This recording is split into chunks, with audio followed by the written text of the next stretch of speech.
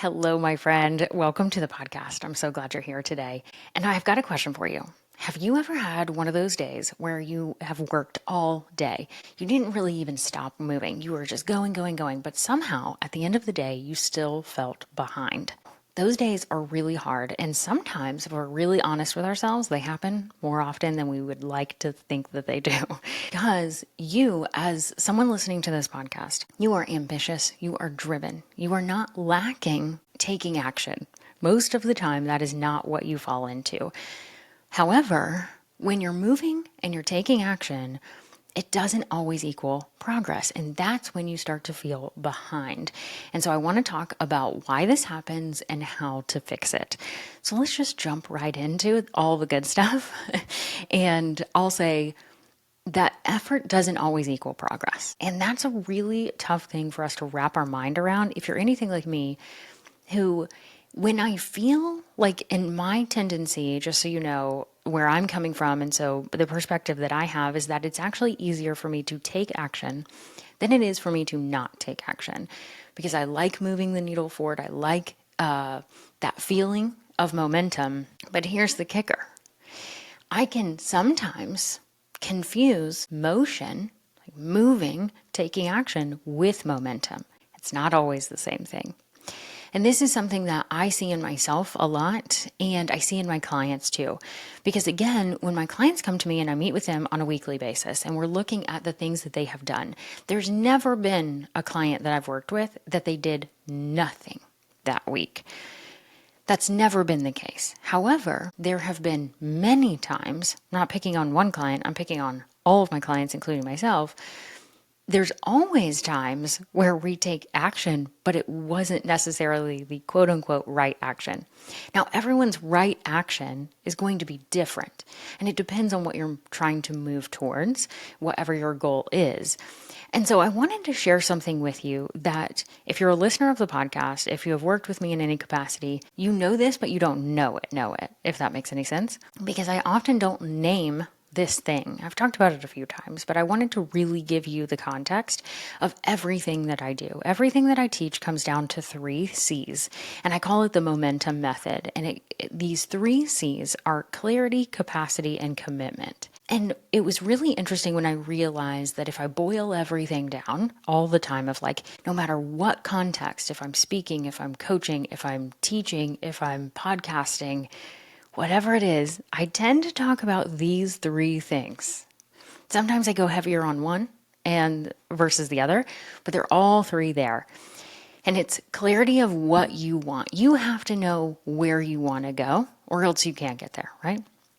The second thing is you have to have the capacity to actually get there. This is the thing that I talk about more than I think a lot of other people in the goal sphere, we're going to call it, is the capacity. I really make sure that anyone that I am working with, we are honoring your current capacity. When I talk about capacity, yes, it is time, but it is also energy and resources. So sometimes you may technically have the time, but you do not have the energy. And that's valid, right? We need to recognize that. Sometimes you got the energy, but not the time. And sometimes you don't have the resources that you need, even though you've got the energy and the time. So you got to figure out the resources part. We have to honor your capacity. So you have to know where you want to go. That's the clarity. You have to have the bandwidth to get there. That's your capacity. And then you have to stick with it, which is the commitment. Commitment is hard because being committed to anything is really hard, because most of the time we're really committed at first, statistically the first 2 weeks, and then we tend to fall off really quickly because something hard happened, like something got in your way. You didn't do the thing you said you were going to do, so you're frustrated, like whatever the case is. The commitment level is what helps here, of like, are you really committed even when it's hard? And so I'm able to ask my clients that. And so these 3 things really guide what you're going towards and how you're going towards it. The reason I bring this up now is because if you said yes at the beginning of this episode, when I said, do you feel like you were busy all day, but you didn't get to where you wanted to go, you feel like you're behind at the end of the day, that's because you were most likely confusing motion with momentum, and you're probably missing the mark on something in those 3 C's. My guess is it's clarity of what you want to do. and what actions are aligned with that specific thing. And that is a hard thing to catch. And so I'm just going to tell you that it's much easier for someone else to catch it for you than it is for yourself, but you can do this. And the way in which you can do this is what I'm going to tell you to do is like you need to know those 3 C's, and then you need to track yourself weekly. And I know when I talk about tracking, like if I could just bottle up the feeling and toss it out the window, I wish I could, because most of the time when I encourage people to track things, I mean, it's usually a no, I don't want to do that. That feels tedious. It's a waste of time. But if I boil it really down, and again, I never pretend to be a therapist here, but most people don't want to track because you actually don't want to see the result. And I will raise both hands and say I have been in this camp. I'm thankful that now I'm not perfect with this, but because I've seen the results so many times, not just for myself, but for other people, I see the benefit in tracking. Whenever I feel this busy feeling, like I get to the end of the day, but I'm not feeling fulfilled, I'm not feeling like I got far enough, I'm not feeling like I was working in the right direction, I go back to tracking. Because sometimes I don't track everything as minute as I used to when I was first starting. But I go back to it. That is like the default of like, okay, I need to get back on the tracking because you can catch it so freaking fast. And what I suggest is weekly tracking. I recommend this. If you're working with me one-on-one, you know that it's required. When you're working with me, it is something that we always do, and it's super helpful because I'm able to help you. But if you're not working with me, you can do this on your own. You just have to be disciplined in order to do it. And you are disciplined. So if you're listening to this podcast, I'm not saying you're not. I'm saying you have to be disciplined in this action. So you're disciplined as a person, but you may not have ever done this before. So it's a new habit. So I recommend every single Friday. And if Friday doesn't work for you, please don't get hung up with that. But it works really well for most people on a Friday, is you track what you did over the week in terms of like, what did I work towards my goal? And you can ask yourself this in many different ways, but just ask yourself what you've done. If you use a project management tool, you can look back and see what you did. So it's clear, and export that list and you can see all the things that you did. If you use a paper planner, you can go back and you can see the things you crossed off, what things you didn't cross off, a to-do list app, that sort of thing. You can see what you have done and that is one way of tracking. The thing that you're probably not doing if you're using one of those tools is reflecting on what you actually did. You were tracking it in an app or on a piece of paper or whatever the case is for you. So you're actually doing the tracking that you may not have wanted to do, but you're not reflecting on it. So you take that weekly action, you ask yourself what you did, what helped you make progress, and what hindered your progress. These questions are really important because over time, when you do reflect on this, you'll recognize like, oh, of course I got less done when I was sick. Of course I got less done when I had several doctor's appointments in 1 week. And you can give yourself that grace, but we often forget and we punish ourselves by way of shame or guilt or not doing something that we said we were, something fun, because we feel like we have to work more. But when you could actually see like, oh, well, I had 3 freaking doctor's appointments this week. Of course I was going to be able to do less than on a typical week. So you're tracking based on, what you were actually doing.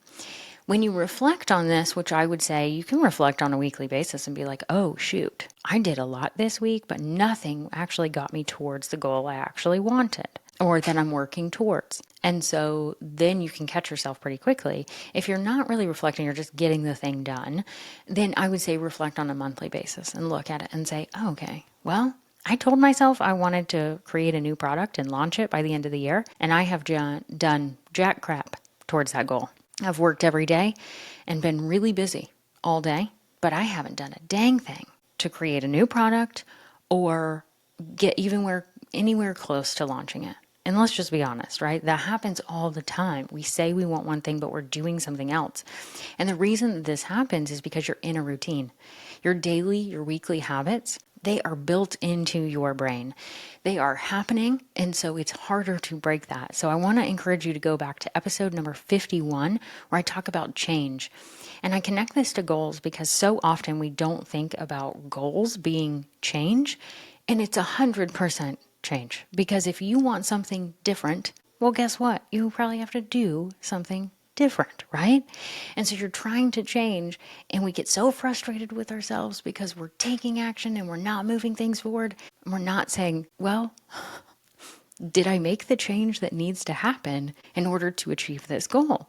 And so often the answer is no when we really take the time to reflect on it. So for today, if all of this is hitting home, what I want you to think about is, what is one thing that you're working hard towards right now, but you don't feel like you're moving the needle? What is that goal, whether you labeled it as a goal or not, but is the thing that you keep saying you want? Do you want to increase your revenue? Do you want to gain 2 more clients?